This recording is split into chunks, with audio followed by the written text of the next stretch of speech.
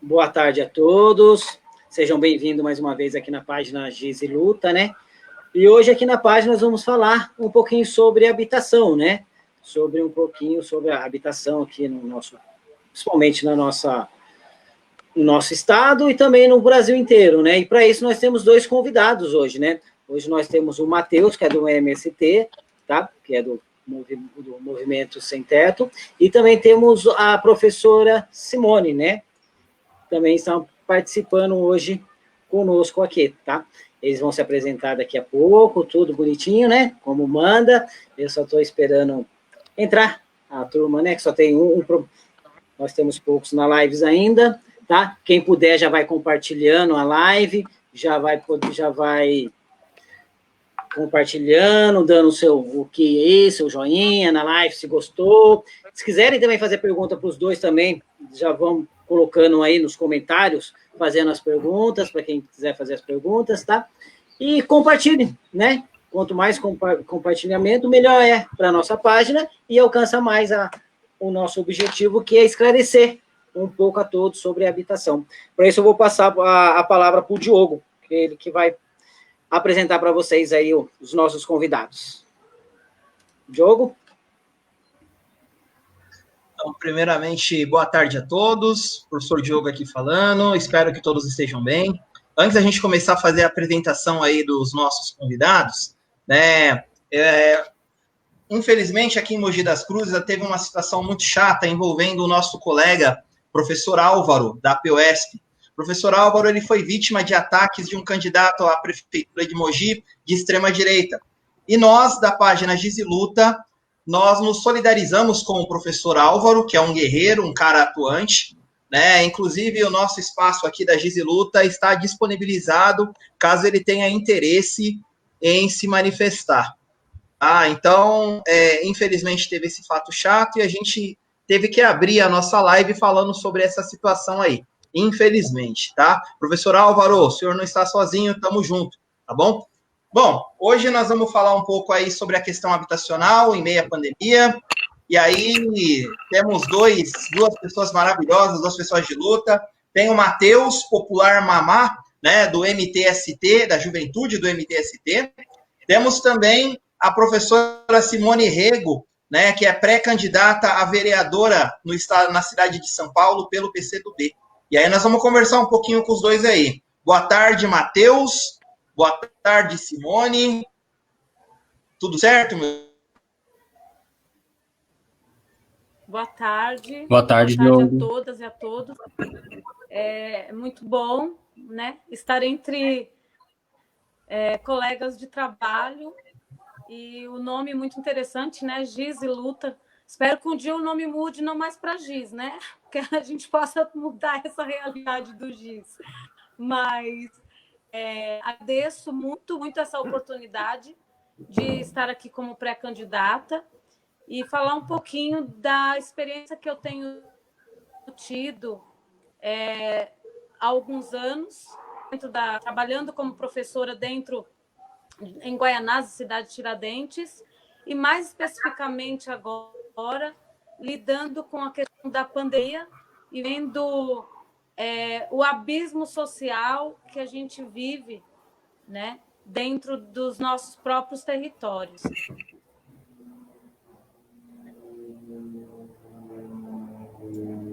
Bom, boa tarde, Diogo, boa tarde, Grace, boa tarde, Gerson, boa tarde, Simone, boa tarde a todos aqueles que estão assistindo.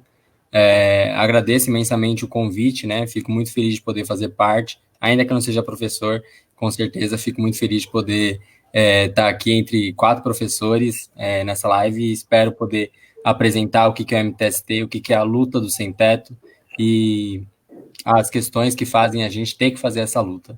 Bom, agradeço imensamente o convite.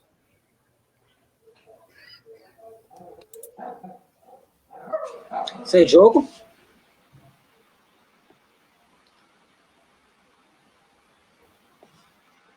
Diogo, seu tá mutado. Diogo?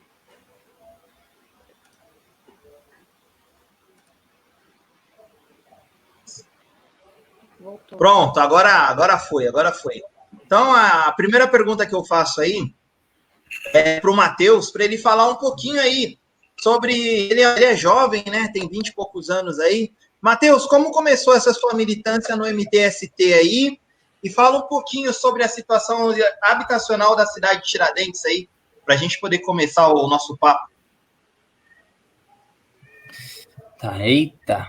Vamos lá, pergunta complexa, vou gastar um tempinho para poder responder, né? Então, bom, a minha militância, ela começa lá em 2018, né? Militância organizada. Então, quando eu me organizei no MTST, foi lá em 2018, quando eu encontrei no MTST, eu encontrei no Movimento dos Trabalhadores Sem Teto, a organização do povo periférico a partir de uma pauta, que no caso aqui é a moradia, mas que temos objetivos que são maiores do que somente conseguir a casa, mas de que a partir do movimento de moradia, nós organizamos um movimento político que tem interesses e tem anseios maiores. Então, a partir do MTST, que é um movimento de periferia, é um movimento que só organiza o povo periférico a partir da moradia e das outras questões que as pessoas são atravessadas dentro da periferia, foi que eu me organizei.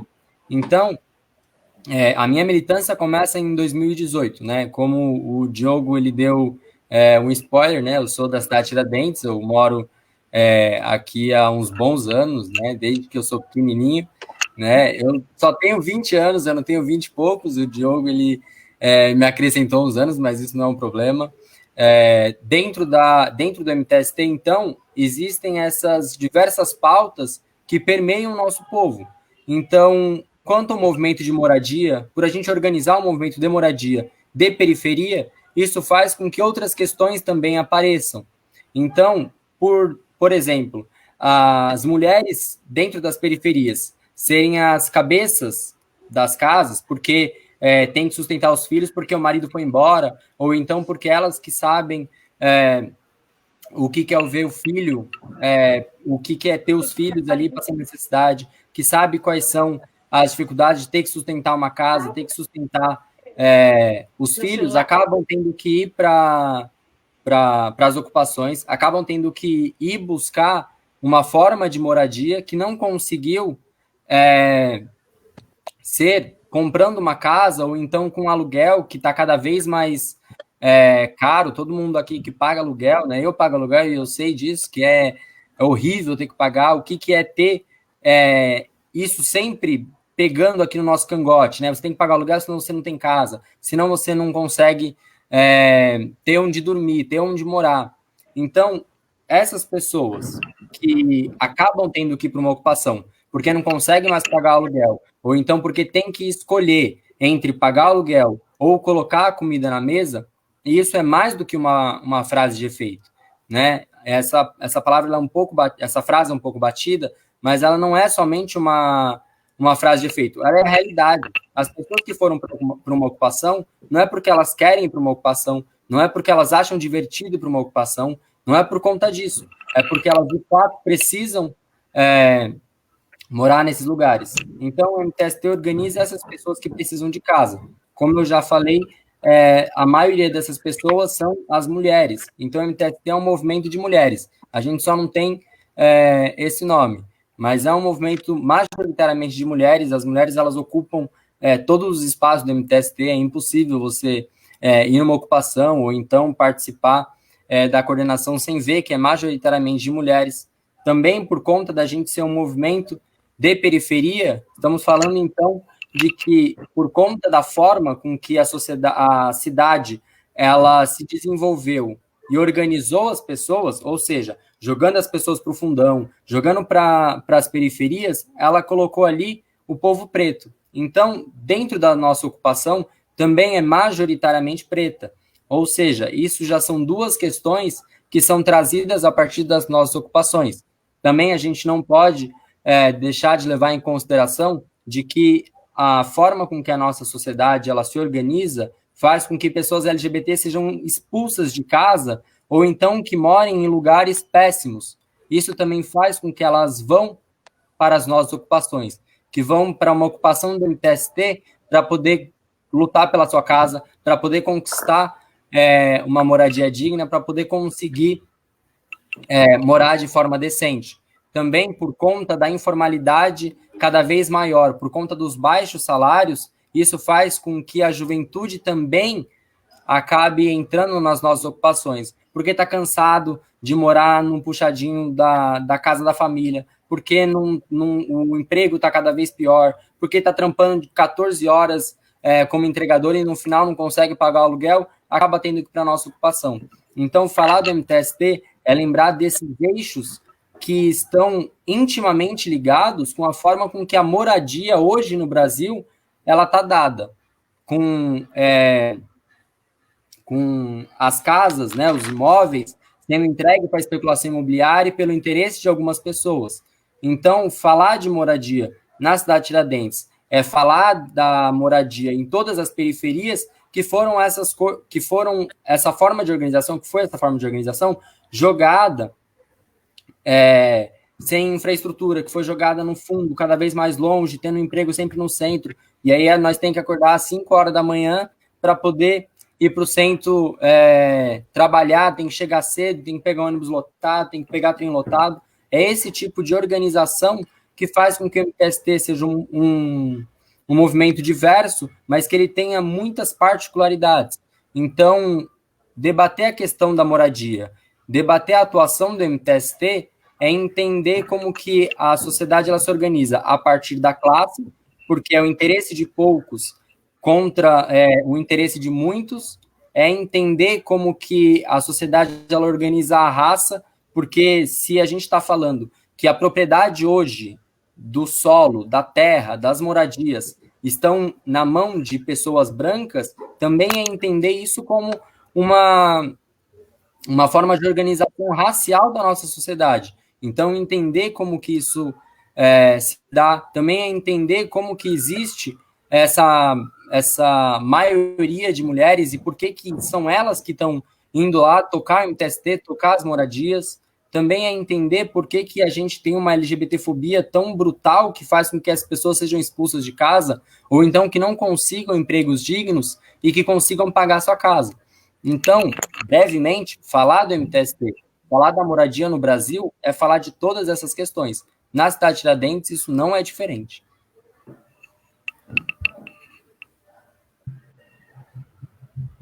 Legal, legal. Ô, Simone e Matheus, né? O Matheus, ele falou muito bem aí.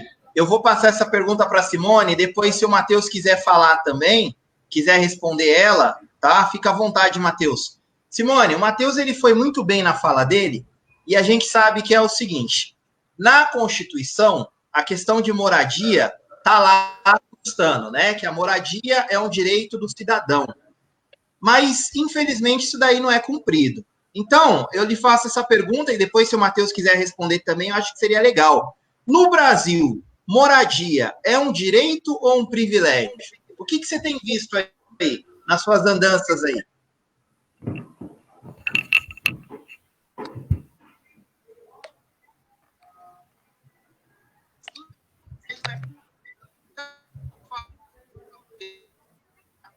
Alô? Acho que a Simone travou? Ou tá normal? Eu acho que sim, está sem som. Ixi, acho que ela travou. Simone? Minha internet está mais ou menos, eu pensei que era minha internet. Falei, mas será que... Não, ela. Será que a Claro fez isso de novo? Está saindo só bem baixo o som dela. Ela passa pela questão do mercado. Enquanto a moradia for tratada do ponto de vista mercadológico, como a gente está vendo, é difícil a gente vai ter uma digna, né? Então, quando você vai lá para a cidade de Tiradentes e para qualquer periferia de São Paulo, você está falando de pessoas que não têm condições para bancar um financiamento de uma casa própria, ainda que esse financiamento seja o financiamento da minha casa, minha vida, né? Que não vai ao encontro da necessidade de famílias que recebem menos de um salário mínimo e que dependem muitas das transferências de renda, né? O déficit habitacional, hoje, no Brasil, ele chega a mais de 6 milhões de habitações, né? Então, a gente tem uma quantidade de favelas que é quase equivalente ao déficit habitacional, né? Então, por exemplo, aqui em São Paulo tem quase a quantidade de prédios desocupados é quase a quantidade de favelas, né? Então, por que não pensar moradia equacionando esse problema? Então, quando você fala de acesso, né, a moradia, a gente tem na Constituição, né, que a moradia é um direito. O direito não só a morar dignamente, mas ter acesso à cidade, ter acesso à infraestrutura, ter acesso à educação, à saúde, a lazer. E a gente não vê. O que eu tenho visto de verdade e sofrido muito, porque a gente sofre, né? Educadora, eu tenho entrado em barracos, eu tenho conversado com pessoas, eu tenho visto o sofrimento das pessoas que são invisibilizadas pelo poder público e que elas são só números, né, na estatística. Então, eu tenho entrado em casas de pessoas que não têm água ali na cidade de Tiradentes, que não têm acesso ao saneamento, ao esgoto tratado. Então, a gente passa a entender que o acesso à moradia ele existe para quem tem condições financeiras para pagar. Ainda não existe um projeto de habitação social, ou existiu em algum momento lá com a Irundina um começo, né? Quando se pensava no orçamento participativo, nos mutirões de moradia. Então, houve um começo ali de trabalho nesse sentido. Muitas foram beneficiadas. Depois a gente teve um boom, né, com o Minha Casa Minha Vida, mas logo ele passou. O projeto da Minha Casa Minha Vida foi muito importante, foi importante para muitas pessoas, mas ele ainda não atendeu essa parcela da população que vive à margem mesmo, né, de todas os direitos. Não é só o direito ele vive direito à educação, à saúde, a lazer, a tudo. Então, eu penso que eu acompanho muito a luta do MTST, acredito que é uma luta válida e acredito que é importantíssimo, né, pensar como o próprio Matheus falou, né, a gente sabe que as pessoas que ocupam, que vão para uma favela, que vão para um cortiço, que vão para um loteamento, elas não vão porque elas querem ir, elas vão porque elas são expulsas, elas muitas vezes não conseguem pagar o aluguel, elas não têm condições mais, não têm condições, então elas vão para os loteamentos. E esses loteamentos que eu tenho acompanhado, muitos também irregulares, são vistos, né, são acompanhados muitas vezes pelas prefeituras, até por alguns líderes comunitários que são ligados a alguns partidos, que estão inseridos ali, porém é muito pouco que é realizado no sentido de regularização fundiária, no sentido de olhar para essas pessoas e falar, olha, nós vamos melhorar essas condições, vamos lutar por essa moradia, e aí vem o pessoal lá, o pessoal com a regularização, como a regularização não acontece, e aí vem o trator, passa por cima de tudo que foi construído, não há diálogo, e aí as pessoas ficam migrando de lugar em lugar à busca de um teto, né? De uma moradia, porque sem moradia não dá para pensar em educação, não dá para pensar em saúde, não dá para pensar em mais nada. Acho que o problema no Brasil hoje, sério, para enfrentar, e em São Paulo, é moradia.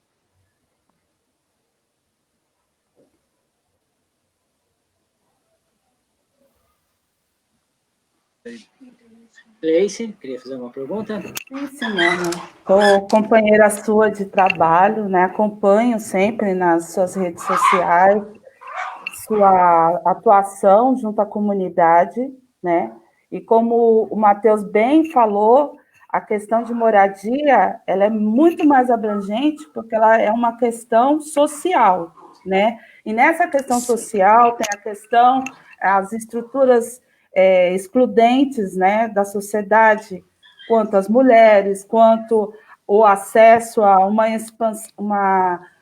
emancipação social através do trabalho, da educação, né, de povos pretos, né? E, assim, pegando alguns dados, você falou sobre o déficit habitacional da cidade. Segundo o Instituto Getúlio Vargas, esse déficit é de mais de 474 mil habitações. Isso antes da pandemia, né? Que é um dado anterior, né? Isso já com certeza já se agravou, infelizmente, né? E você citou um programa de mutirão do tempo da Irundina, que eu acho assim, muito importante, que toca numa questão que o Matheus colocou sobre a questão da comunidade. Não é só o habitar, né? É você construir identidade, não é só o lugar, é você construir possibilidades daqueles indivíduos se potencializarem, né, naquela comunidade, não ser uma coisa fora, né, da sociedade, deixa eles ali, à margem da sociedade, né? Então, o mutirão era uma coisa bacana, porque era uma política pública, né, que envolvia a questão das mulheres, né, se fazia-se a questão do bairro, né, um planejamento junto com as associações que ali estavam. E eu gostaria que você explanasse algo sobre, você que é pré-candidata, né, da cidade, você falasse em meios de política pública mesmo, né? Falar o que pode ser feito para que esse déficit venha diminuir, né? E se fazer uma atividade assim transformadora na vida das pessoas da cidade. Sim. Boa pergunta. Bom, quando a gente fala déficit habitacional, a gente fala exatamente disso, de falta de política habitacional. Embora a gente tenha o estatuto, né?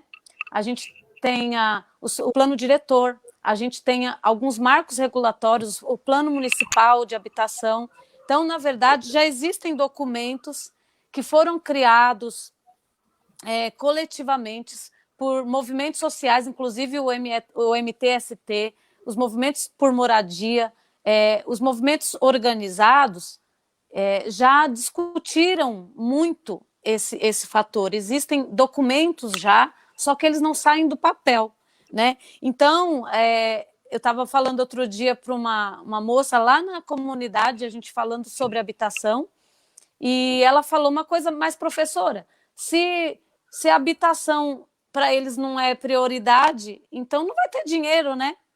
E isso foi uma moradora que falou, né, lá da comunidade, porque nós estamos fazendo um mutirão para construir algumas casas que foram consumidas pelo fogo na favela de Souza Ramos. A primeira foi destruída em junho e a segunda em julho, né, em 2 pontos diferentes da favela. E aí a gente fazendo esse mutirão, inclusive com a ajuda maciça de professores da região, isso é algo que eu sempre tenho batido, os professores que têm chegado junto com a ajuda, e aí a gente tem desenvolvido o mutirão. E nisso, quando a gente vai fazer o mutirão, a gente conversa, a gente fala sobre isso.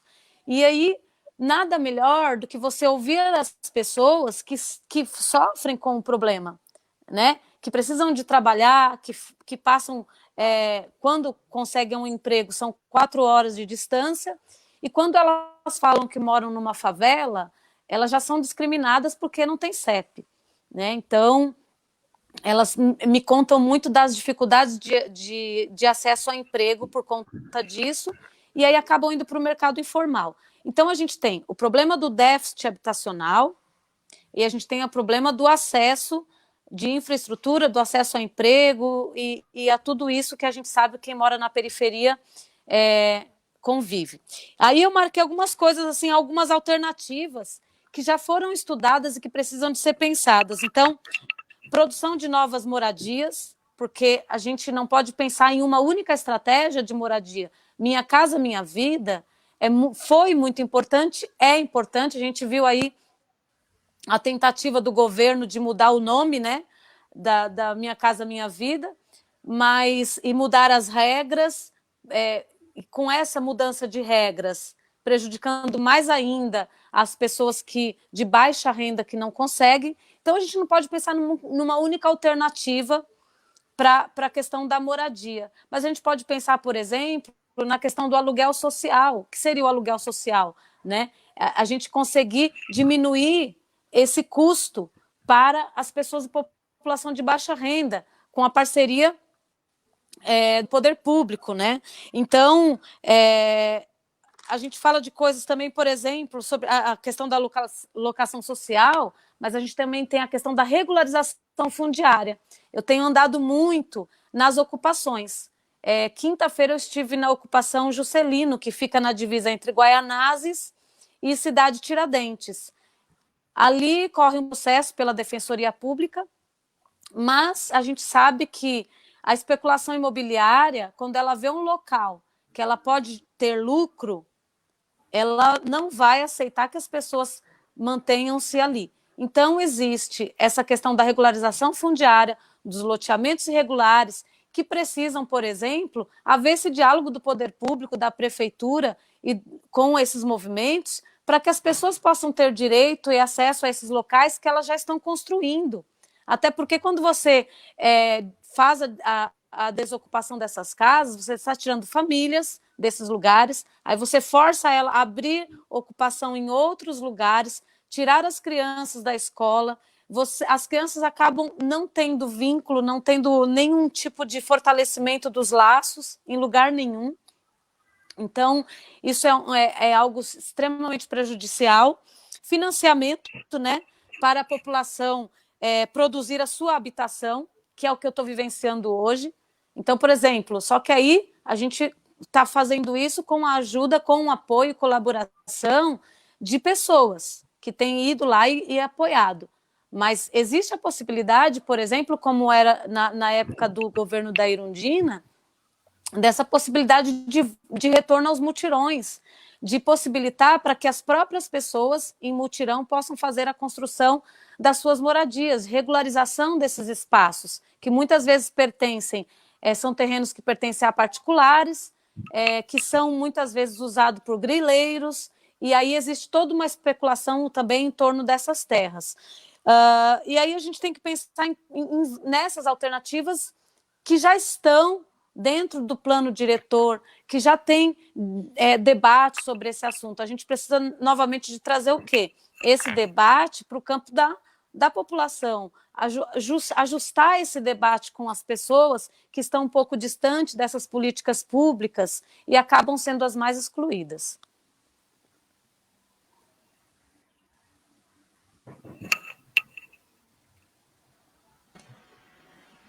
Gleice? Ô, Matheus, pegando o gancho Bárbara. aí no que a Simone falou, né? Preciso de carregar. Estão me ouvindo? Tá legal? Então, Matheus, pegando um gancho no que a Simone falou, tem uma questão curiosa que é a seguinte, tá?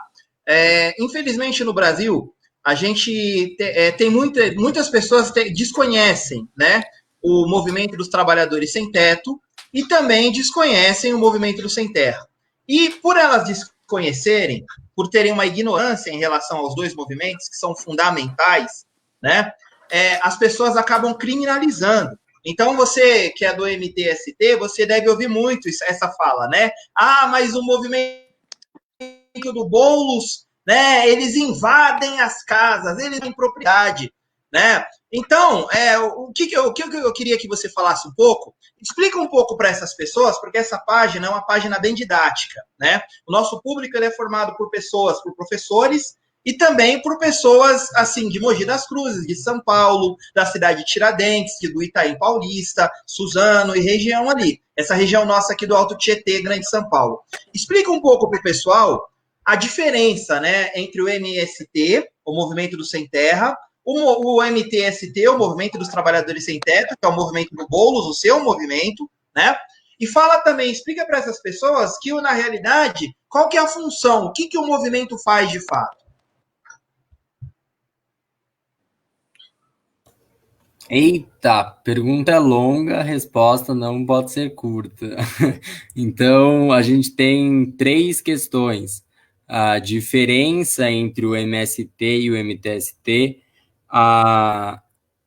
o que faz o MTST ser o MTST e essas lendas que acabam sendo criadas sobre os movimentos sociais, principalmente o MTST aqui em relação à moradia. Então, vamos lá. O MST, ele, na fundação, ele é o nosso pai. Na fundação do MTST. O MTST, ele surge de militantes do MST, né? Então, o MST, enquanto ele pauta a organização dos trabalhadores rurais, ou seja, de quem está lá no campo, sobre a produção agrária, sobre a produção de comida, sobre os latifúndios, ou seja, a posse da terra, onde uma pequena parcela das pessoas tem uma quantidade de terra imensa, para você ter uma noção da gravidade da aquisição da terra, tipo,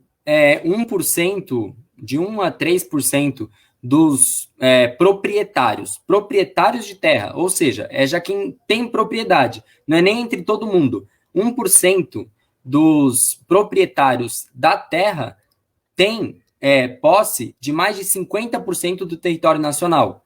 Isso é um dado extremamente grave e que é extremamente chocante. Então, ou seja, 1% dos proprietários, ou seja, daqueles que ainda têm a terra, que ainda tem a posse, não estamos falando de nós, porque a gente não tem. Então, dentro desse 1% dos proprietários, detém mais de 50% do território nacional. Esse território, como que eles conseguem? Não é a partir do suor deles, não é a partir do trabalho, é a partir da grilagem, que é um método, o nome ele é antigo, que remete ao método quê? O que esses caras faziam? Eles pegavam uma caixa, jogavam os grilos, escrevia num papel, escrevia numa folha, como se fosse a posse daquela terra, e colocavam lá na caixa com esses grilos. Esses grilos, então, acabavam sujando esse papel e fazendo o papel parecer velho, ainda que ele tenha sido recém-escrito, ainda que ele seja novo. Então, esses caras pegavam esse papel com aspecto de velho, iam ao Estado e falavam, eu possuo essa terra, mas a minha posse está antiga, eu quero renovar, quero um papel novo, bonito. E aí, o Estado, como não tinha controle e como também não tinha um interesse em combater esse tipo de prática, acabava dando a terra para a galera. Então, eles roubavam a terra. Hoje, a grilagem ainda existe. Ela pode não ser nesse método de ficar colocando no grilo, mas ainda que o nome ainda exista, mas ainda assim é sobre esse roubo de terra, falando assim, não, essa propriedade é minha e eu vou lá no Estado, e como o Estado não tem interesse nenhum em falar que aquela terra ali ela tem a sua função social, que ela tem que cumprir, ou então que tem que regulamentar, que tem que combater essa galera que está invadindo e está roubando a terra que deveria ser do povo. Como o Estado não tem esse interesse, pelo contrário, ele tem um interesse de cada vez mais dar terra para as pessoas que têm terra e menos terra para quem precisa, as pessoas acabam roubando essa terra das pessoas. Isso faz com que 1% dos proprietários tenham mais de 50% do território nacional. Então, o MST, ele parte dessa briga no campo, pela produção do campo, pela produção de comida e pelo tamanho da posse da terra, que a gente tem muitos latifundiários, ou seja, gente que é dona de uma extensão gigantesca de terra, que não produz nada, a não ser a miséria. Essa é a única coisa que o latifúndio produz, e o Estado combate essas ocupações de terra, desses latifúndios que não estão fazendo nada, para poder produzir a sua comida. Isso é uma configuração do campo, do MST, Movimento dos Trabalhadores Rurais Sem Terra. Na cidade, também temos uma briga gigantesca pelo solo, temos uma briga sobre as casas, a questão da habitação. Isso faz com que o MTST acabe existindo. O fato de existirem pessoas sem teto. Aqui a gente tem que lembrar o que são as pessoas sem teto. Não é somente as pessoas que estão em situação de rua. Não é somente essa galera. Então, quando a gente está falando sobre sem teto, a gente está falando de, inclusive, eu e você. A gente está falando sobre pessoas do nosso cotidiano, que inclusive são sem teto e às vezes nem sabem. Que é o que é o sem teto, então, que não é somente a pessoa que está em situação de rua. É a pessoa que não está conseguindo mais pagar o seu aluguel. É a pessoa que, quando ela vai sair de casa para trabalhar, ela tem que pular o córrego que está passando na porta dela, porque ela está morando numa situação horrível. É a pessoa que tá morando numa situação irregular, porque é isso que a Simone falou, que o Estado ele não quer também regular a casa dessas pessoas. A pessoa constrói, o Estado vai lá e derruba, porque o interesse dele é dar a terra para quem tem. Não é para dar para quem precisa. Essa é a configuração do Estado. Então, o sem-teto, ele é toda pessoa que mora no puxadinho da sogra, no puxadinho da mãe, que mora no fundo de casa, a pessoa que não tem uma condição digna de moradia, que mora no barraco de madeira, que está morando no morro e que a cada chuva que dá, o morro cai e perde toda a casa. Essas pessoas são as pessoas sem teto. O fato de existirem essas pessoas sem teto configura o déficit habitacional, que é esse nome gigantesco para dizer que existe um problema de moradia. E eu acho que todo mundo da periferia sabe disso, né? Todos nós já sofremos de algum modo por conta da questão habitacional, a questão da moradia, por não termos uma moradia digna. O fato de existirem essas pessoas faz com que movimentos como o MTST acabam existindo. A existência do MTST, ela não se dá porque somos um conjunto de alegres e a gente sentou na mesa e falou, vamos fundar um movimento social? Não foi isso. O que acontece é que o Estado e a forma com que a nossa sociedade ela se organiza faz com que existam pessoas que não tenham casa. O fato dessas pessoas não terem casa ou não terem uma moradia digna faz com que elas tenham que ocupar, façam com que elas tenham essa palavrinha, né, invadir esses terrenos, que no caso não é qualquer terreno, não é a gente vê lá a casa vazia, né, a galera costuma ter medo, acha que o sem-teto vai invadir a casa da praia delas, de que vai ver o quarto vazio e a gente vai entrar e vai colocar uma família para morar lá dentro, e não entende que não é isso.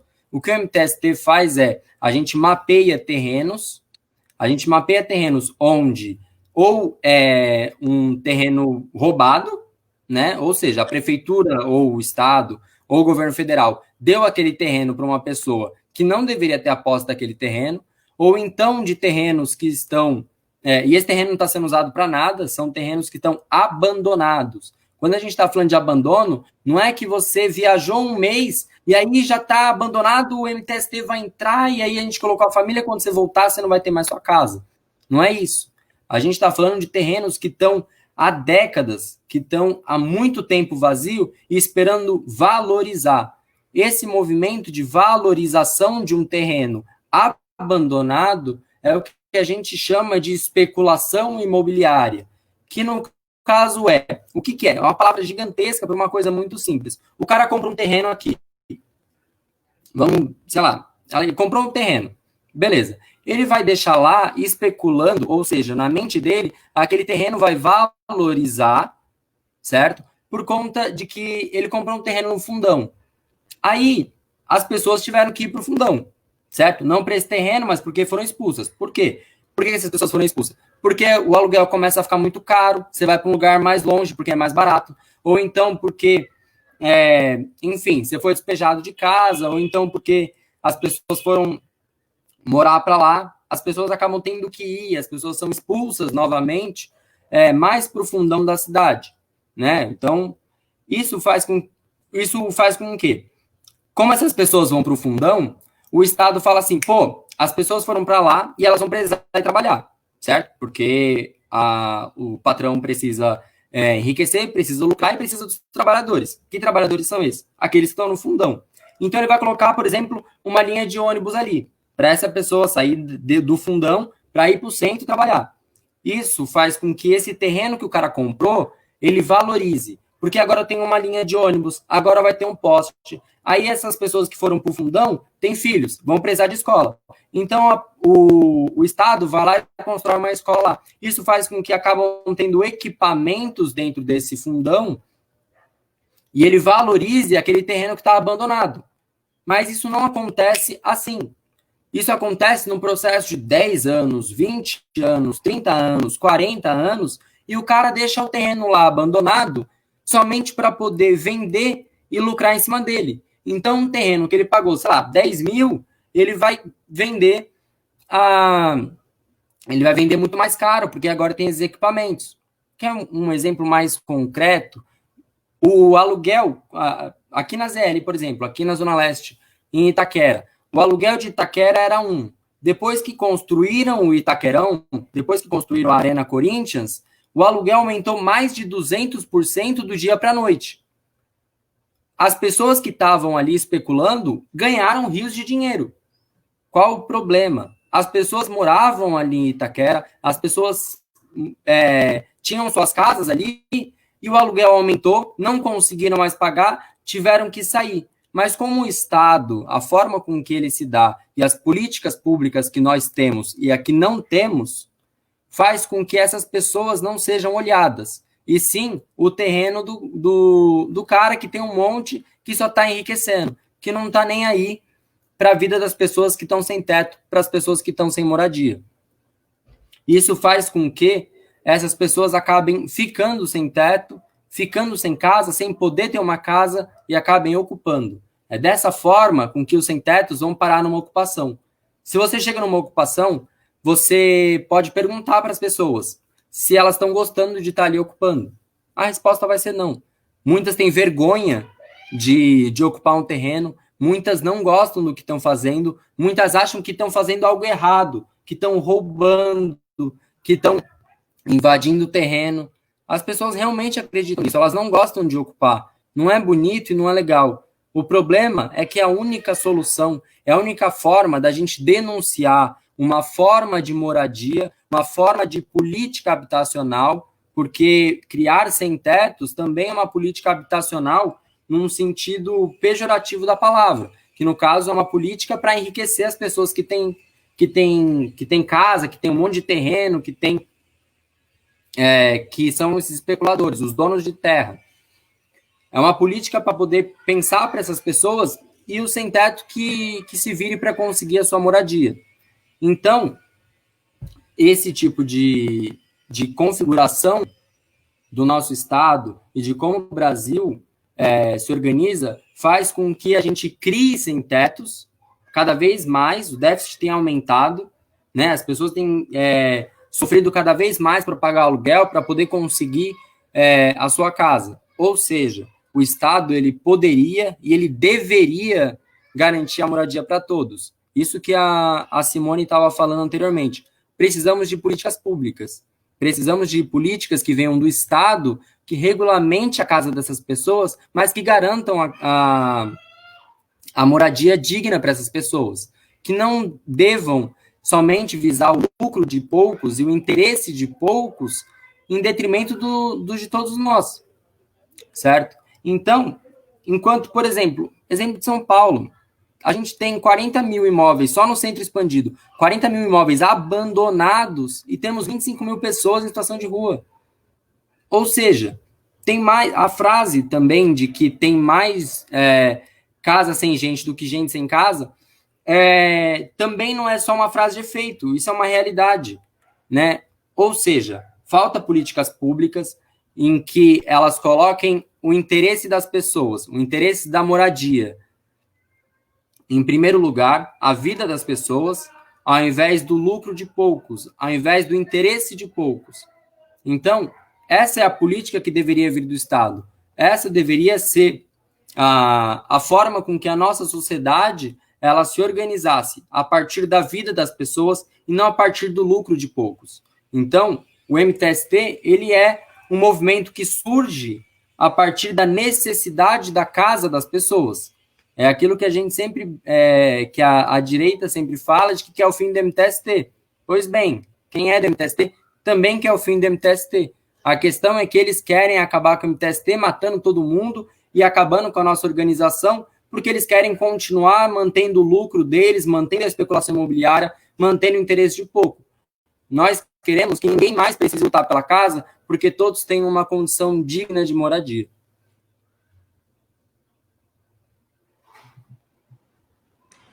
Olha, Matheus, você deu uma aula aqui pra gente, cara. Eu tô embasbacado aqui. Parabéns, entendeu? Eu tô bobo, tá? Você é o cara, meu parceiro. Parabéns mesmo. Parabéns pela postura, parabéns pela atitude, tá? E aí, Simone, essa pergunta que eu fiz aí pro Matheus, eu passo para você também. Como que você enxerga, você principalmente como professora do nosso lado aqui, como que você enxerga essa criminalização da luta pela terra, né? Da luta pela terra, da luta pela moradia. Como que você vê isso daí? E principalmente, tem um detalhe, como vereadora, né? A gente tem sempre que lembrar que você é pré-candidata, né, a vereadora pela cidade de São Paulo. E assim, como vereadora, vamos colocar, imaginando que você vai ser eleita, né? Como vereadora, o que você pensa em fazer para combater, dentre outras questões, os incêndios criminosos, né? Que estão relacionados, que estão muito bem atrelados ali, como o Matheus colocou, com a questão das ocupações, né? Fora, né, a violência da abordagem policial, porque muitas vezes quando você vai retirar essas famílias, quem vai fazer esse trabalho é a polícia. E sendo que não é função da polícia fazer trabalho social, né? Fazer questões. Simone. Acho que a Simone teve um probleminha, gente. Daqui a pouco ela volta aí. A câmera dela está desligada. Acho que ela desligou. Ela deu uma caidinha na internet dela. Ô, Matheus, vou aproveitar e deixar o Diogo quieto aí do lado aí, ó. Fica quietinho, Diogo. Do ladinho aí, né? Até a Simone voltar. Ô, Matheus, nós falando sobre moradia, né? Sobre habitação. Simone está voltando aqui, peraí. Está voltando. Vamos ver se ela chega. Sobre habitação, né? Ela vai responder a pergunta. Voltou. Simone. Está escutando, Simone? Acho que deu algum problema, Diogo. Oi. Estamos te ouvindo. Tem como reproduzir a pergunta novamente? Porque o meu estava com problema aqui. Tem sim, minha parceira, tem sim. Ô, Simone, a pergunta é a seguinte, pegando o gancho no que o Matheus falou, vamos imaginar assim, você que é pré-candidata a vereadora, né? Vamos imaginar que você vença e se torne vereadora, vamos imaginar isso. O que você pensa para poder combater essa questão, né, da criminalização dos movimentos sociais, tá? Principalmente da questão da habitação e também não esquecendo da truculência policial na hora de tratar com as famílias que moram nas ocupações. Como você pensa em tratar essa questão? Conseguiu ouvir? Está horrível. Você pensa para poder combater essa questão, né, da criminalização dos movimentos sociais, tá? Principalmente da questão da habitação, e também não esquecendo da truculência policial na hora de tratar com as famílias que moram nas ocupações. Como você pensa em tratar essa questão? Essa questão é muito delicada, né, Diogo? Porque quando a gente fala da truculência da polícia, a gente já sabe por que ela acontece e de onde que ela vem. Então, quando a gente fala dos movimentos sociais, os movimentos sociais estão fazendo o quê? A luta pelo direito, por um direito que nos é negado. Não é só o direito à moradia, né? É o direito à educação, ao direito à saúde, ao direito à habitação, ao direito ao saneamento.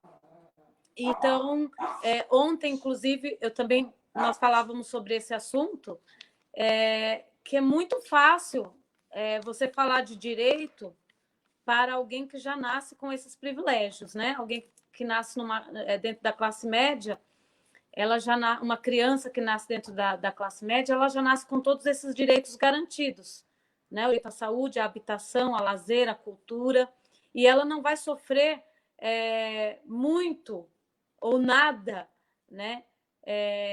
Para nenhuma conquista, ela já nasceu com esses direitos garantidos. Quando você vê a luta dos movimentos sociais organizados e querendo ir às ruas, querendo se movimentar no sentido de cobrar dos nossos governantes, e sobretudo esses que agora estão aí, né? Um governo liberal, um governo truculento, que não dialoga. A gente vê que isso está dentro do governo federal, do estadual e do municipal. Nós, professores, temos visto e na prática, quando nós fomos, a última vez que fomos reivindicar, como nós fomos recebidos, né? Então, a questão da luta dos movimentos sociais é um direito também constitucional, é um direito, né? O direito à voz, o direito a se expressar, o direito a ir às ruas, está garantido na lei. A questão da militarização, da truculência da polícia, passa também pelo próprio processo da militarização, que faz com que esses agentes do Estado, que deveriam estar ali, não para nos agredir, não para oprimir, mas para nos proteger, são aqueles que estão ali fazendo o papel daquele agente e que vem com toda essa força. E agora, ainda mais, como disse o Dória uma vez, eles têm todo o direito e vão ser... numa das entrevistas, ele disse que os policiais teriam toda a ajuda legal no sentido de não serem prejudicados. E aí nós, que saímos, que temos o nosso direito garantido, vamos lá e somos reprimidos. Eu acho que a gente tem duas questões, né? A questão da desmilitarização, que aí é um problema mais sério, que acho que é um problema a ser tratado de outra maneira, porque a gente vê uma polícia mal paga, uma polícia corrupta, uma polícia que não tem condições emocionais, muitas vezes, são sujeitos que estão ali também com uma carga emocional muito grande, que são educados para a violência, para a truculência. Então, acho que se pensar toda a forma de esse processo da desmilitarização. E aí, quando a gente fala de desmilitarização, as pessoas falam, você é louca, né? A gente ouve as pessoas falando isso, mas a gente sabe que nos bastidores, aquelas pessoas que vão para a polícia militar, por exemplo, esses jovens, eles sofrem um processo de tortura dentro do processo deles de construção deles como policiais, que eles trazem isso para a rua, eles trazem isso para fora, como eles tratam o cidadão, né? E muitas vezes esse policial militar, que quando está com farda e com uma arma na mão, ele esquece que ele também é um trabalhador, ele esquece que também ele sai dali do trabalho dele, ele volta para a periferia, ele é um subordinado, ele é um agente público, então ele esquece de tudo isso e ele vem para dentro das periferias com toda a truculência. Eu já presenciei a ação da polícia militar dentro da favela onde eu estava outro dia trabalhando. Lá não existe mandato de busca, lá não existe respeito, lá não existe nada disso. Lá existe o poder, a violência de um agente do Estado arrombando a porta, metendo a arma na cara das pessoas, dizendo para a gente, olha, entra se você não quiser tomar tiro. Essa é a polícia que a gente tem hoje, né? E embora seja no âmbito estadual, né, não é da alçada de um vereador, mas a gente fala da GCM, aí é alçada das políticas públicas relacionadas à prefeitura, que hoje, né, na gestão do Bruno Covas, a GCM tem ganhado um certo poder e também tem agido com truculência. Aliás, a mesma GCM que deveria estar dentro, próximo das escolas, no sentido mais de organização, de estar ali, ela está vindo também com truculência, ela também está fazendo esse papel de capitão do mato, né, a serviço dos nossos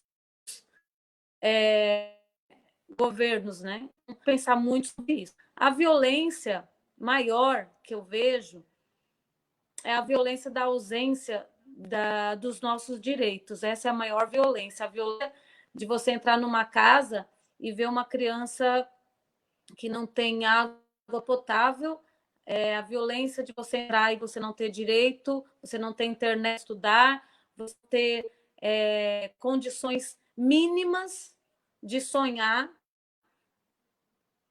Isso, para mim, é a maior violência, né? Então, só essa violência toda, esse abismo social que a gente se encontra, a gente tem a polícia repressora para garantir que nós, que moramos na periferia, né, que a gente não cause problema à propriedade privada, a essa elite que manda hoje no país.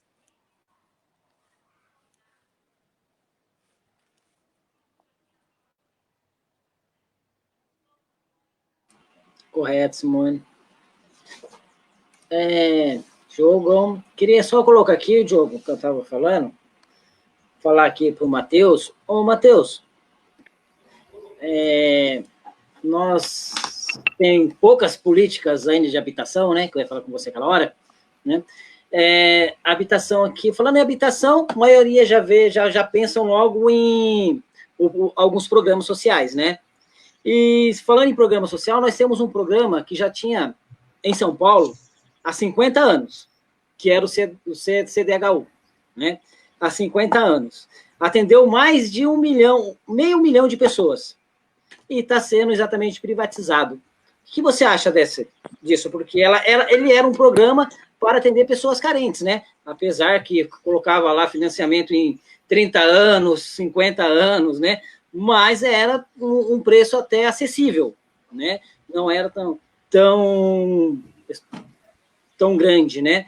E está chegando ao fim. O que você acha disso? Poderia falar alguma coisa sobre o fim aqui de São Paulo? Claro. Obrigado, Gerson, pela pergunta. Eu acho que a gente tem que entender como que os programas habitacionais, no geral, foram dados aqui no Brasil. Então, se a gente for pensar qual o primeiro programa habitacional do Brasil, aí a gente vai falar do Banco Nacional de Habitação, o famoso BNH, que foi um programa instituído, foi um programa criado pela ditadura, né? Então, lá em 64, os caras criaram o BNH, que era uma política habitacional onde dava casa para as pessoas que tinham dinheiro. Então, quem era contemplado pelo BNH eram pessoas que recebiam acima de 3 a 5 salários mínimos. E a gente está falando da década de 60. Então, a gente está falando sobre uma desigualdade ainda maior do que é hoje. Então, eram pessoas que recebiam de 3 a 5 salários mínimos e até mais. O BNH era feito para essas pessoas com um objetivo, que era fazer as pessoas receberem a casa. E aí a gente está falando que não eram as pessoas pobres, né? Não era os trabalhadores, não era quem estava ralando mesmo para conseguir morar, mas era as pessoas de classe média, as pessoas que tinham mais dinheiro, elas iam conseguir essas casas. Esse era o projeto, para conseguir a casa para eles, para essas pessoas, para poder dar um aspecto bonitinho para a ditadura. Então, qual o interesse inicial do BNH? Conseguir garantir dessas pessoas como eu posso dizer, não sei, uma aceitação da ditadura, porque aí está dando casa para as pessoas, o que é mentira. Além de não ter dado casa para as pessoas mais pobres, as pessoas de classe média, as pessoas mais ricas, também não conseguiam pagar o financiamento, porque não existia nem subsídio do Estado, era somente a negociação entre as pessoas e o mercado. Essa foi a primeira política habitacional no Brasil, né? Então, que visava somente agradar essas pessoas para poder gerar uma aceitação da ditadura militar no Brasil. Depois, o tempo passou, o BNH acabou, esse tipo de política parou de existir. Aí a gente não vou entrar em detalhes de todos os programas habitacionais, de todas as formas de programa habitacional que existiram, porque isso gastaria aqui 3 horas de live, então vou garantir um tempinho mais curto de fala. Depois veio o programa Minha Casa Minha Vida. E depois eu vou falar um pouco mais sobre o CDHU. Mas aí depois veio o programa Minha Casa Minha Vida. O programa Minha Casa Minha Vida, ele surge a partir da necessidade do setor de construção civil, ou seja, as grandes empreiteiras, as donas desse lobby da construção civil, não terem, não falirem, não perderem toda a grana, todo o dinheiro que tinham por conta da crise imobiliária de 2008. Então, ou seja, enquanto nos Estados Unidos esse setor estava perdendo dinheiro e estava quebrando todo dia essas empresas, no Brasil, o governo ele encontrou uma forma de poder transferir o dinheiro do Estado para poder salvar as empreiteiras e também, de alguma forma, construir a casa para as pessoas. O problema não era uma política de moradia que visava somente dar casa para as pessoas. Então, se a gente parar para pensar, o início do Minha Casa Minha Vida só deu casa para as pessoas acima de 3 salários mínimos também. Então, ou seja, as pessoas que eram atendidas pelo Minha Casa Vida inicialmente também não eram as pessoas mais pobres. Ainda assim, existiram muitas críticas ao programa Minha Casa Minha Vida, porque como o Estado dava um subsídio, isso é a parte mais importante do programa Minha Casa Minha Vida, é um avanço gigantesco, o Estado subsidiar a casa para as pessoas, subsidiar uma parcela do valor, esse tipo de coisa é importantíssima, o Estado precisa subsidiar esse tipo de política, precisa dar um dinheiro para poder garantir a casa para as pessoas, mas todo o resto, a negociação, a contratação, a escolha do terreno, a fiscalização, era feito pelas empreiteiras, eram feito pelas empresas. Ou seja, a empresa, ela comprava um terreno longe pra caramba, porque era mais barato e elas conseguiam, dessa forma, arrecadar mais dinheiro. Elas não fiscalizavam da forma com que deveria ser, em que o Estado deveria fiscalizar essas obras, então havia um superfaturamento dos contratos, existia dinheiro indo a rodo, o dinheiro indo tudo para a construção civil e não garantindo casa de fato para essas pessoas. Depois, com o avanço do programa Minha Casa Minha Vida, começou a ter, por exemplo, Minha Casa Minha Vida entidades faixa 1, que são para as pessoas que recebem até R$ 1.800. É muito importante isso, porque essas pessoas que não conseguem comprar a casa a partir do mercado, ou seja, não tem como essas pessoas financiarem uma casa, porque o banco vai negar, porque o dono do terreno não vai querer negociar e porque não vai ter outro modo dela fazer isso. Ela também não vai conseguir arrecadar dinheiro para poder pagar uma casa. Isso é uma ilusão, né? O Estado, ele subsidia, ou seja, ele dá dinheiro na negociação, inclusive, dessas pessoas. E essas pessoas vão pagar só 10% do salário delas, ou do dinheiro que elas recebem, né? Não é nem salário, que as pessoas acabam trabalhando na informalidade, daquilo que elas declaram como renda. Então, se uma pessoa declarar que ela paga, que ela recebe R$500, ela vai pagar 50 e vai ter a casa dela, porque o Estado está subsidiando. Esse é um avanço. O CDHU, hoje, está sofrendo uma ameaça de ser extinto. É isso mesmo que você falou. O CDHU é um programa importantíssimo para poder garantir a casa para as pessoas mais pobres.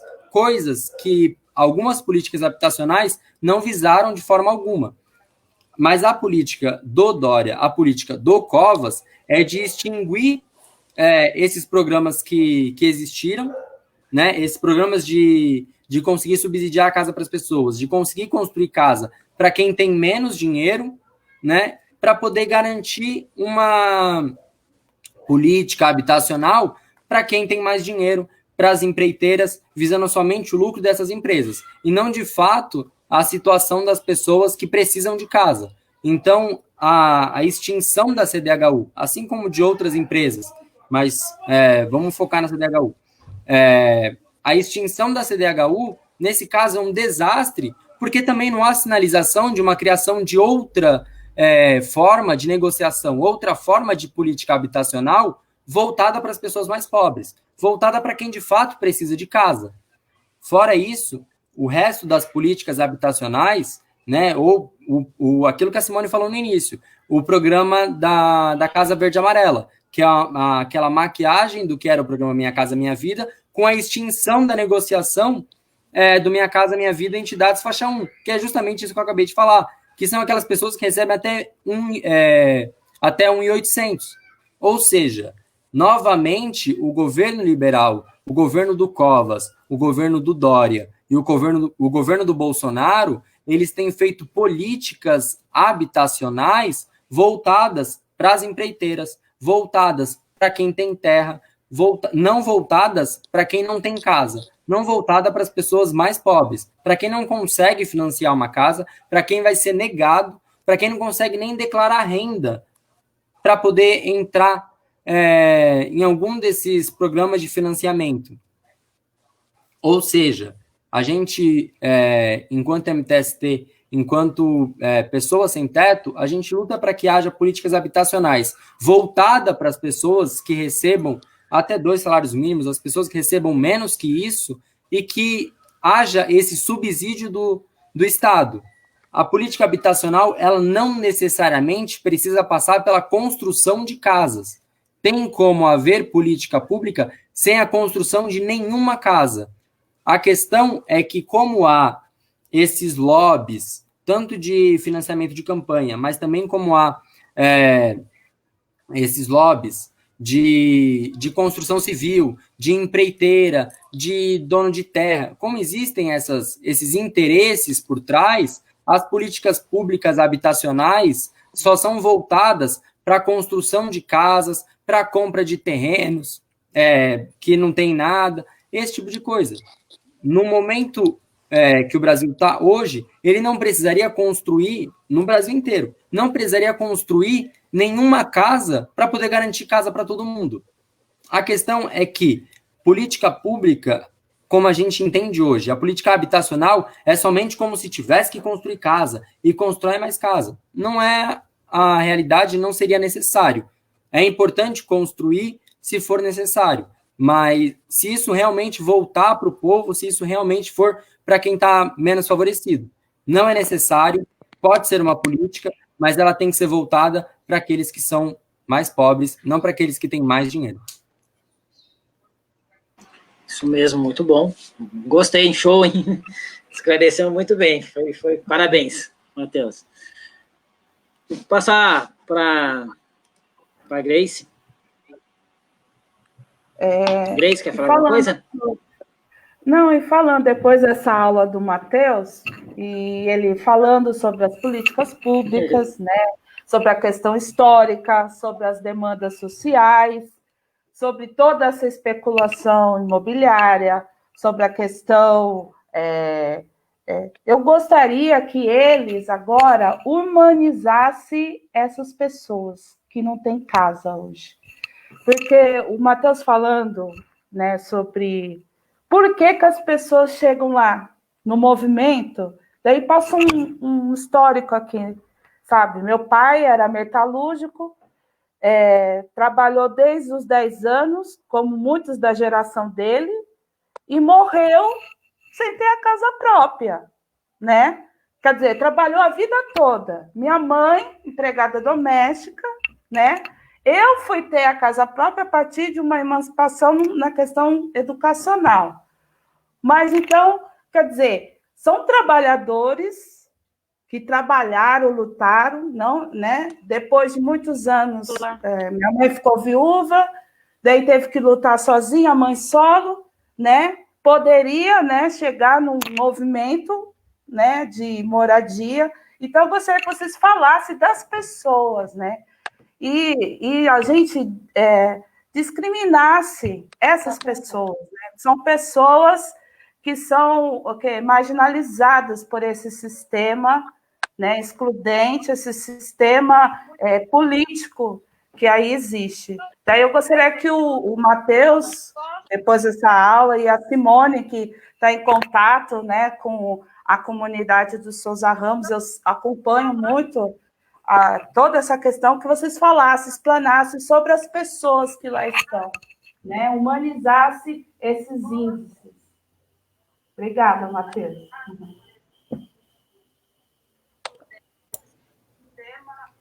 Cara, essa pergunta é incrível, Grace. Sério, obrigado. É muito importante a gente lembrar disso, de que quando a gente está falando sobre o sem-teto, a gente não está falando sobre uma abstração, a gente não está falando sobre uma massa de pessoas, a gente está falando de seres humanos, a gente está falando de pessoas que têm vida, que têm sonho, que têm necessidades, que têm interesses, que têm opiniões. Essas pessoas, que são as pessoas sem teto, que vão parar na nossa ocupação. Então, essa pergunta é muito inteligente, essa pergunta é muito boa. Então, o que eu posso falar? Eu tenho que lembrar dos meus companheiros que estão dentro das ocupações, que foram para as ocupações. Então, por exemplo, uma coisa que acontece muito, que a gente vê muito dentro das nossas ocupações, são companheiros que de cabelos brancos foram parar dentro de uma ocupação, que foram colocar o seu barraquinho, a sua lona preta, lá presa com o bambu, e foi passar noite de frio dentro de ocupação, que foi aguentar despejo da polícia, pessoas de cabelos brancos, como o tio Carlinhos, que mora na Copa do Povo, que é uma ocupação nossa em Itaquera, que a gente fez na época da Copa do Mundo. A gente tem que lembrar da tia Zuca, que não para nunca. A gente tem que lembrar da Beth, que foi fazer a sua moradia. Essas pessoas que vão parar dentro de uma ocupação com mais de 60 anos, com mais de 70, com uma garra gigantesca. Hoje de manhã eu estava com os companheiros do MTST, e tem um companheiro muito bom que ele se chama Coleguinha. O Coleguinha é uma pessoa que ela é a pessoa mais animada que eu conheço no movimento. Às vezes a gente vai num ato e o ato demora horas de negociação, é uma tremenda sacanagem do Estado, em que deixa o nosso povo lá cansado, querendo vencer o nosso povo num cansaço, para a gente não conseguir avançar com a nossa casa, para poder não garantir a política pública. E aí a gente tá lá cansado, às vezes a gente senta, a gente não aguenta lá dar mais parado, e tá lá o Coleguinha, que mora lá na Zona Norte, que é lá da ocupação da Zona Norte, e ele tá lá balançando bandeira. Todo mundo tá sentado, e o Coleguinha tá lá balançando bandeira, com um sorrisão na cara, com um boné do MTST, e falando que tem que lutar pelo seu direito. Essas pessoas são as pessoas sem teto. Também penso que o MTST, ele não somente organiza as pessoas para lutar por uma política pública, por uma política habitacional, pela casa somente. A gente tem que lembrar aquilo que eu falei no início. O MTST é um movimento político que passa por outras questões que não somente a moradia. Só que a gente se organiza a partir da moradia.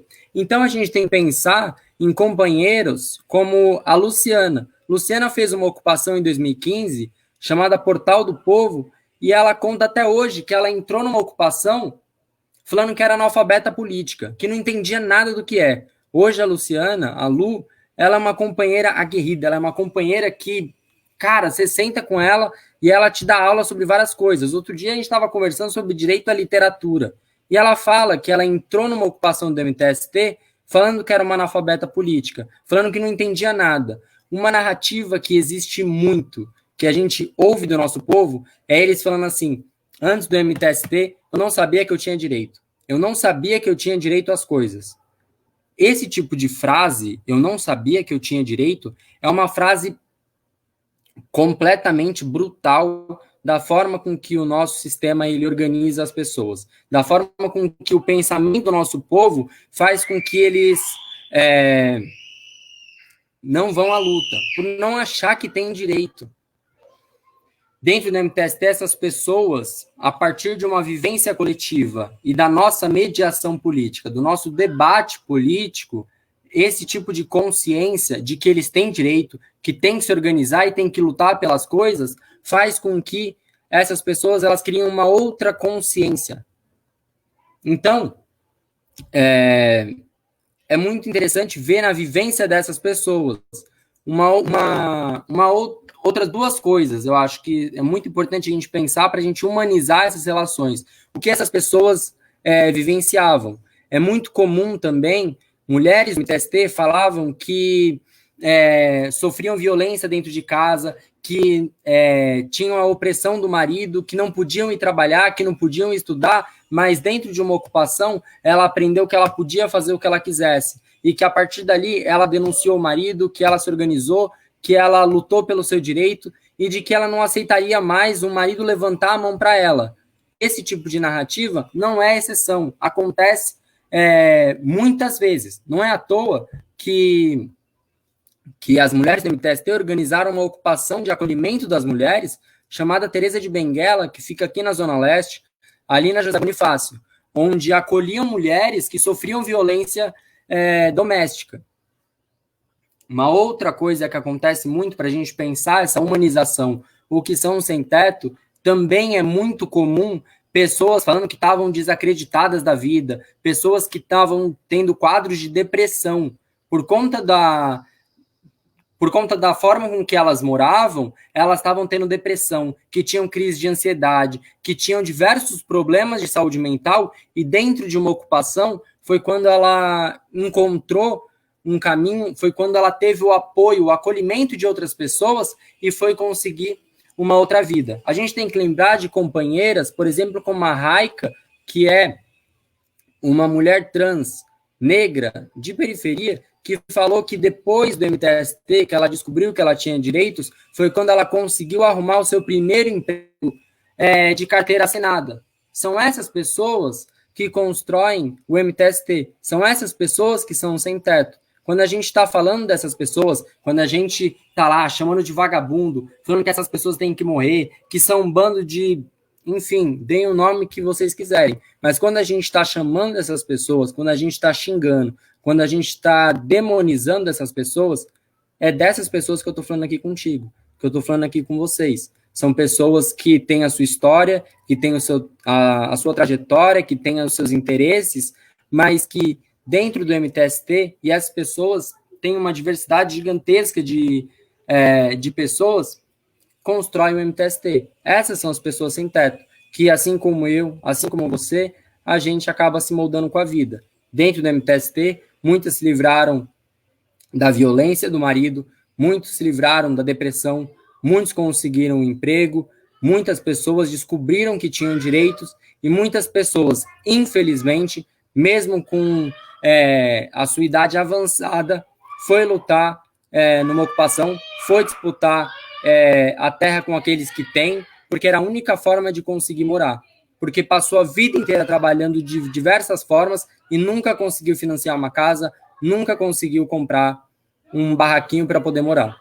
Essas são as pessoas que estão no MTST, são essas pessoas que um certo grupo de gente acaba chamando de vagabundo, chamando dos piores nomes. São essas pessoas que numa ocupação em São Bernardo do Campo, uma vez, a gente tinha uma ocupação que em frente dava para um prédio de bacana, dava para um prédio da galera que tinha dinheiro. Uma vez um cara lá, desse prédio de bacana, bravo com a luta do sem-teto, bravo com as pessoas que estavam lá, deu um tiro em direção à nossa ocupação. Felizmente não matou ninguém, mas são essas pessoas que sofrem tudo isso, que sofrem com a truculência policial, que sofrem com o despejo, que sofrem com as condições péssimas. Não é bonito, não é legal, não seria interessante ficar passando noite debaixo de barraquinho, sem ter saneamento básico, onde a gente tem que cavar em ocupação, sem ter eletricidade, sem ter uma água sei lá, tratada para conseguir dar para o nosso povo. Não é bonita essa situação, mas são essas pessoas, que são as pessoas mais incríveis que eu conheci na minha vida, que constroem o MTST.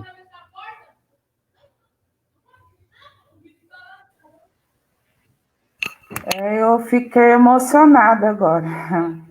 Eu sabia que, quando a gente fala de humanização, né, dos números, era isso que eu queria ouvir. E eu fiquei até sem palavras agora. E a Simone? A Simone acompanha o trabalho dela social, né? E eu até fiquei sem palavras. E eu pensando aqui na frase de Paulo Freire, que fala que quando a gente ensina, a gente aprende, e aprende, a gente ensina. Isso vem muito que o Matheus acabou de falar, sobre a humanização, as vozes, a escuta e a história das pessoas que lá estão, né? Você poderia falar um pouco lá, Simone, sobre isso?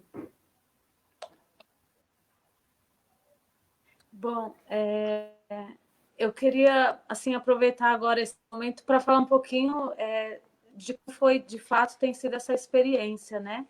De aprender mesmo, porque eu não faço parte, por exemplo, não fazia até então parte de um movimento de moradia, né? E também ainda não faço parte deste movimento, mas quando a pandemia começou, e fazendo parte de uma rede de solidariedade, recolhendo mantimentos para apoiar essas pessoas naquele momento mais difícil, eu vi que o meu trabalho não era aquele, né? Eu vi que não era apenas estar ali, entregar algo e retornar. E aí eu comecei a entrar, de fato, dentro desses espaços e desses lugares, conviver, conhecer histórias. E hoje eu tenho o privilégio de chegar nesses lugares, porque é um privilégio, né? Quando eu chego lá, a gente está agora fazendo o mutirão, mas tem o grupo das mulheres que estão fazendo as oficinas. As oficinas para a gente construir com os pallets que ganhamos, que estão lá, a gente começou a construir móveis. E uma das mulheres, ela tem 5 crianças. É uma mulher baiana, uma casa de taipa lá na Bahia, e veio para São Paulo numa casa de madeirite. E ela desce com as crianças dela para essa oficina, com alegria. E essa semana ela disse para mim, me mandou um áudio emocionado, ela falou: professora, eu descobri que é aquilo que eu sei fazer com as minhas mãos, que eu sei construir, que eu sei fazer as coisas. E eu estou muito feliz, não vamos parar esse projeto. Aí eu disse a ela: olha, por conta de você, a gente não vai parar, né? E a questão de entrar nesses espaços, porque, assim, o espaço da favela, das ocupações, ele não tem privacidade, sabe? O direito à privacidade a essas pessoas é totalmente negado.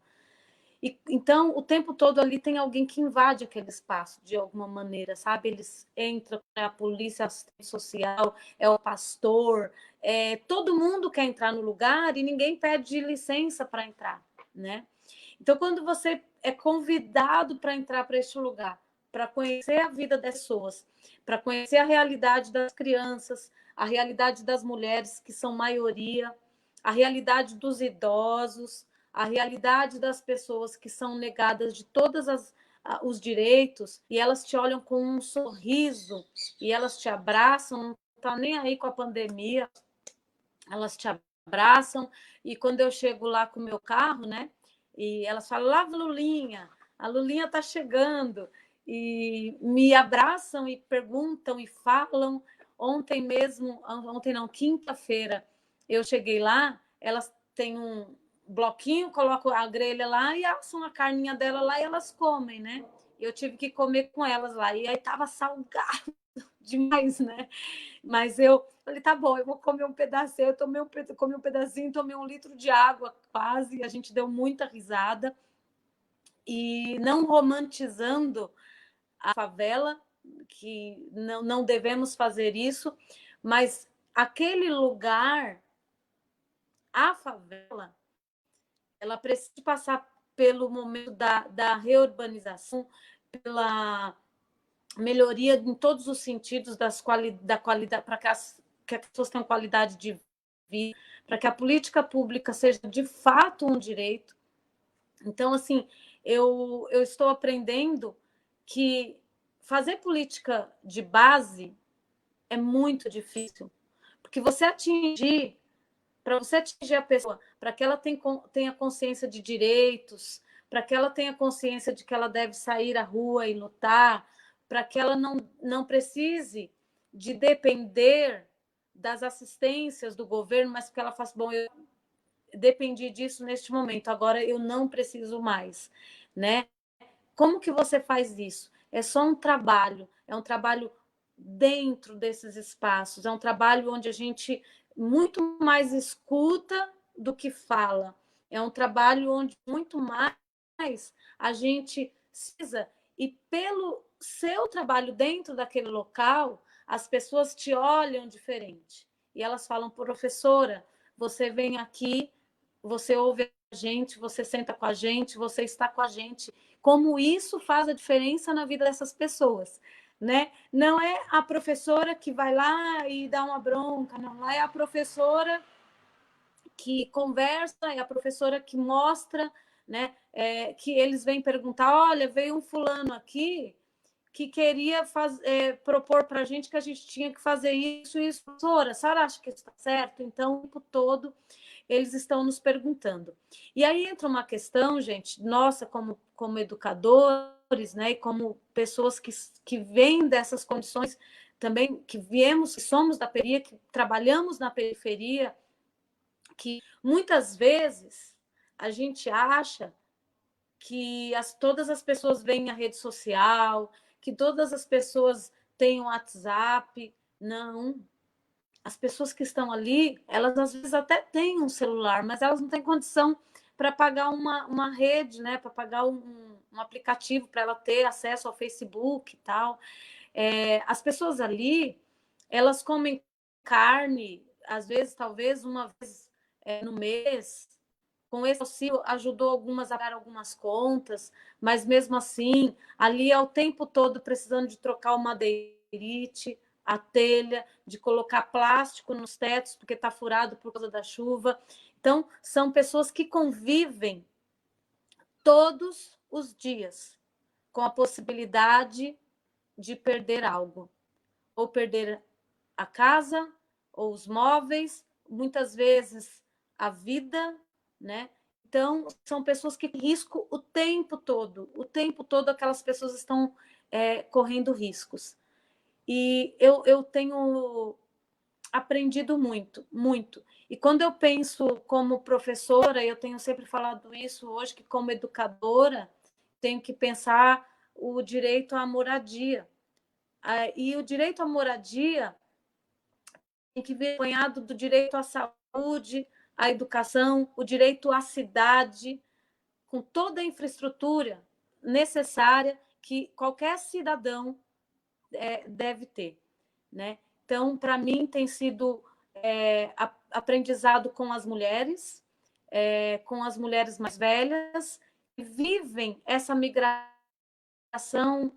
sabe, de um lugar para o outro, de mulheres que vêm fugindo da violência doméstica, de mulheres que têm seus filhos e são mães solo, de homens e mulheres que vivem ali, que estão lutando por moradia.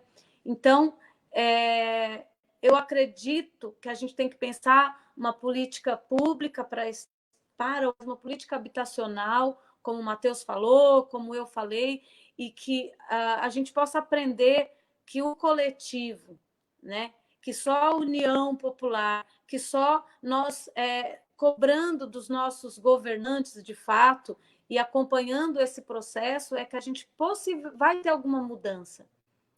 né? Se a gente pensar o que a gente está vivendo hoje no Brasil, é surreal.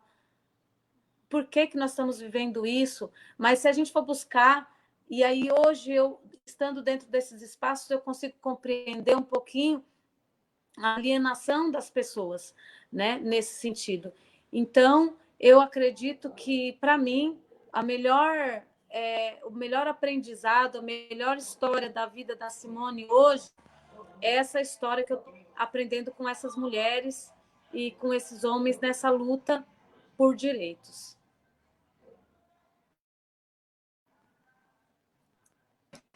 Muito bem, né? Foi muito bem exposta, né, Grace? Falou bastante, falou muito bem legal, também, né? Legal. Falou muito legal. Ô, Diogão, nós já estamos aí 1h30 de live aí, vamos para as considerações finais aí? Vamos, isso mesmo. Vamos para as considerações, né? Nas considerações dos dois, nós gostaríamos que vocês falassem um pouco. Vocês falaram muito bem. Eu sou muito suspeito para falar da Simone, porque é uma colega de luta de um tempo já, eu venho acompanhando o trabalho dela. O Matheus é um achado, eu estou encantado com o Matheus, né? Eu estou encantado com ele. Acho que ele deu uma aula para todo mundo, principalmente para o nosso campo progressista, para o nosso campo de esquerda, né? Os dois foram muito bem mesmo. É uma das melhores lives que a gente fez, tá? E daí, a pergunta que eu deixo para os dois, para vocês falarem nas considerações de vocês, é exatamente o quê? O que vocês vislumbram, tá? Nas candidaturas de esquerda. Aí para Simone, no caso do Orlando Silva, do PCdoB, e para o Matheus, envolvendo o Boulos, né, que é o líder do MTST. O líder não, desculpa, uma das principais lideranças, né? O que vocês, tá, de melhoria que possa vir, né, nesse período de trevas que nós estamos aqui, o que vocês estão vislumbrando dessas duas candidaturas, né, e de mudanças envolvendo a questão habitacional principalmente? Considerações finais, tá? Então, como a Simone acabou de falar, a gente passa para o Matheus, depois a Simone fala, beleza?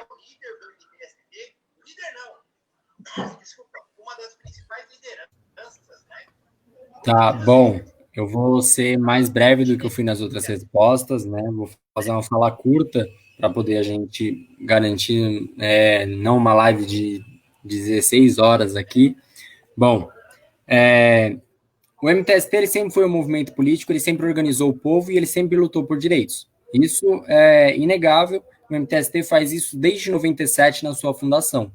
Porém, desde 2018, o MTST ele também começou a lutar por um espaço institucional. O que é isso? Falar assim, a gente está sempre lutando para que os governantes, para que as pessoas que estão lá com a caneta na mão, que são os políticos, lutem pelos nossos direitos, que atendam os nossos interesses. A gente também entende que a gente pode fazer isso. Por que não a gente ocupar esses espaços? Por que não pessoas que são da periferia, pessoas que sabem dos problemas da periferia, pessoas que sabem dos problemas reais do povo, das pessoas, dos trabalhadores, não podem ocupar esse espaço? Por isso o MTST, desde 2018, quando a gente lançou o Guilherme Boulos, a candidatura à presidência, desde que a gente lançou ele, a gente tem entendido a importância desses espaços institucionais, da gente ocupar a política, né?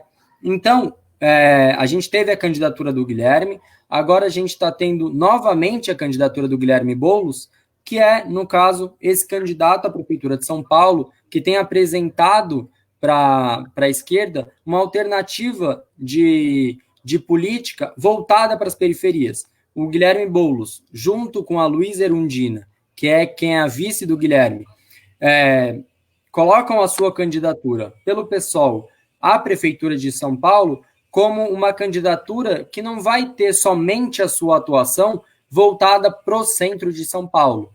Tem uma outra lógica de política pública e de política municipal que é voltada para as periferias. O Guilherme, por participar do MTST há 20 anos, sabe muito bem quais são os problemas da periferia, tem conversado e tem ouvido quais são os problemas da periferia. Esse tipo de proposta que o MTST faz não somente na candidatura do Guilherme, mas também as nossas candidaturas à vereança. Por exemplo, aqui em São Paulo, nós temos a candidatura das Juntas, que é um coletivo de mulheres, que são 3 mulheres negras periféricas, que é a Tuca, da Zona Leste, a Débora, da Zona Norte, e a Jussara, da Zona Sul, que são 3 mulheres negras periféricas que lutam no MTST, mas que também sabem dos problemas da periferia, sabem o que é ser mulher na periferia, sabem o que as pessoas pretas passam dentro desses espaços, dentro da cidade de São Paulo. Então, o MTST começou a usar isso como também uma forma de reivindicar uma melhoria nas políticas, não só habitacionais, mas as políticas da cidade, as políticas do nosso entorno, aquilo que a gente sofre com o transporte, com a saúde, com uma educação e, claro, com a moradia também. O Guilherme Boulos se junta à Luísa Erundina, que, como a gente viu aqui, também foi um exemplo de política habitacional, dando dinheiro para as pessoas construírem as suas casas nos mutirões. Então, o Guilherme Boulos e a Erundina se juntam para poder apresentar isso às esquerdas como uma candidatura que está pensando nas periferias, no interesse de quem está nas periferias. Então, o Guilherme ele representa o MTST. A gente tem que entender a candidatura do Guilherme Boulos não somente como uma pessoa que entende os problemas e que sabe, mas que tem construído a sua campanha de maneira, não só a campanha, mas tem construído a sua militância, a sua vida, como escuta, aprendizado e uma conversa e a construção popular. O que é isso? É falar, por exemplo, da proposta dele, que foi feita, por exemplo, na gestão da Erundina, que é o Conselho Participativo, que é, se um dinheiro vai para a Zona Norte, essa galera, quem mora na Zona Norte, que sabe dos problemas, que sabe das urgências, que sabe das demandas, que decidam onde tem que ir o dinheiro. Essas pessoas têm que ter autonomia para poder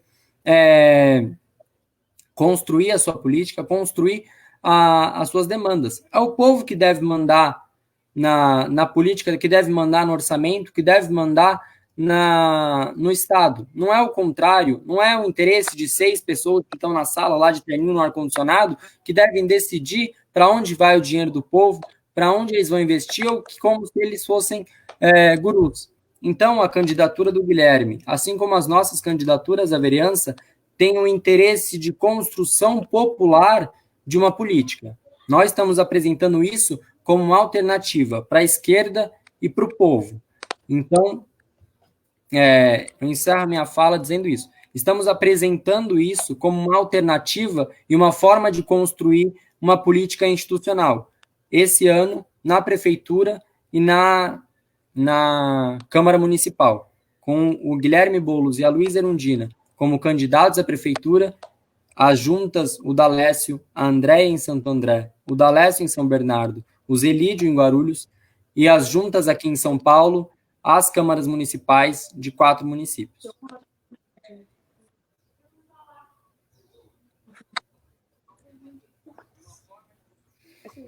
Bom, eu falo com muita alegria assim, por estar hoje, né, no B, e ver que a candidatura também do Orlando Silva representa também a candidatura do único candidato preto, né, deputado federal, um dos que tem lutado muito pela questão dos R$ 600 aí do auxílio emergencial, foi líder do movimento estudantil, tem um projeto para a cidade de São Paulo e nas plenárias que nós temos realizado, a questão da política habitacional tem sido algo que tem sido falado por ele, né, como uma prioridade, entendendo que a cidade precisa de acontecer das bordas para o centro, e a gente precisa de envolver o jovem, a gente precisa de envolver a questão da moradia, da infraestrutura, né, e a gente precisa de pensar a educação, mas a gente tem um desafio aí, né, no campo progressista, porque a gente sabe que tem o Guilherme Boulos fortíssimo, nós temos aí pelo PT também o Gilmar Tato, temos o Orlando Silva, e a gente precisa de pensar que nós precisamos de nos unir para derrotar este governo. E um dos movimentos que a gente precisa de fazer nesse momento, eu acredito, é começando pelas eleições municipais, né? Elegendo um candidato para que esse nos represente, para que nos fortaleça, para que fortaleça os movimentos sociais. Eu acredito muito na candidatura do Orlando Silva.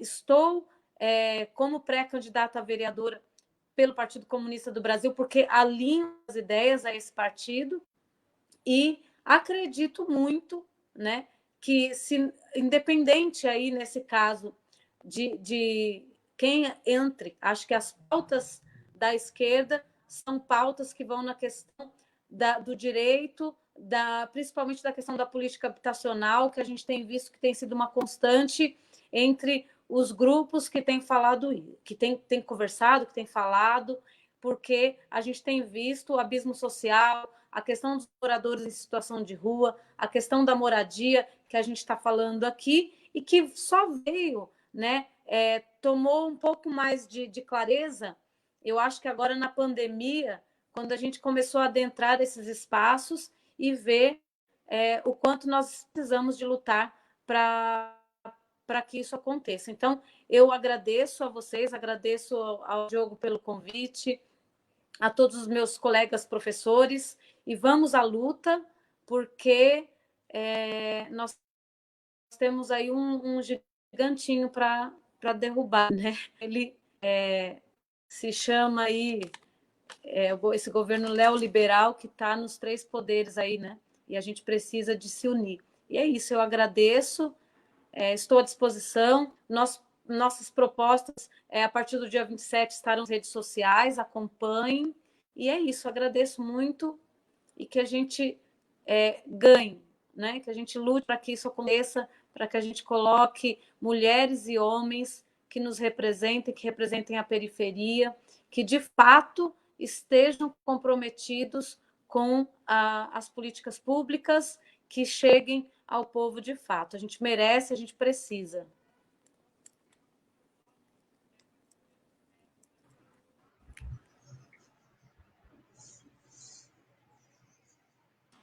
Diogo? Bom, então basicamente aqui agradecer a presença do Matheus, agradecer a presença da Simone. Foi uma tarde bem proveitosa, né? Acho que uma das melhores lives assim que a gente fez. Vocês dois arrebentaram, qualidade fantástica, tá? E assim, dizer também para as pessoas, agradecer às pessoas que estão nos assistindo aqui, né? Agora são 17h43, 1h30 de live, quase 2 horas de live, né? Agradecer a todos a presença e dizer também que na próxima semana, né, no próximo sábado, nós teremos uma live super especial que vai falar sobre a questão das religiões de matriz africana e a questão da intolerância religiosa. E aí nós teremos como convidados, né, a professora Marluce Valério, uma professora guerreira de luta da Prefeitura de São Paulo, né, militante do movimento negro, e também teremos o pré-candidato a vereador pela cidade de Mogi das Cruzes, o professor Lindenberg Alves, né, que é também presidente da Afrontarte. E é um cara de luta, um cara sensacional, né, e um cara que representa muito as religiões de matriz afro, como a professora Marluce Valério também. Na segunda-feira também, nós vamos ter uma live especial, né, até porque nós estamos na véspera aí de volta às aulas, né? Então, nós vamos conversar na segunda-feira, dia 28, se eu não me engano, né, Gerson? 28 ou 29? 28. Não, dia 28, às 16 horas.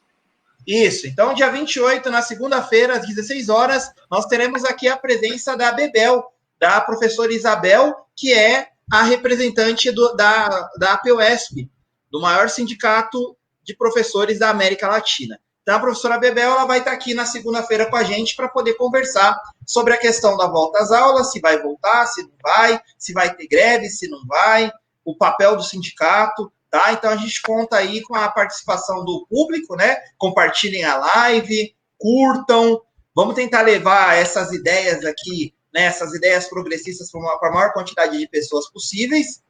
E é isso. Aguardamos vocês até a próxima live. Passo para o Gerson, para a Grace, para se despedirem aí e tamo junto.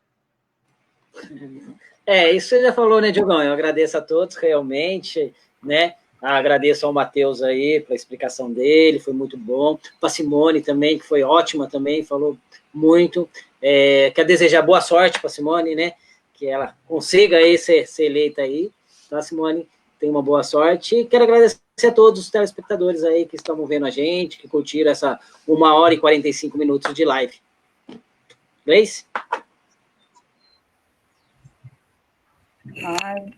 Eu aprendi muito, foi muito proveitoso, que possamos compartilhar as ideias e lutarmos para que, né, pessoas como Simone, né, meninos e meninas, pretos e pretas, mulheres, homens, né, como Matheus, consiga compartilhar essas ideias, né, esse momento tão obscuro que nós estamos vivendo. Então, tá encerrando bom? a live de hoje, esperando todo mundo, sábado que vem, às 16 horas. Um abraço para todos e até sábado. Obrigado, gente. Uma boa tarde, uma boa noite a todos. Alô.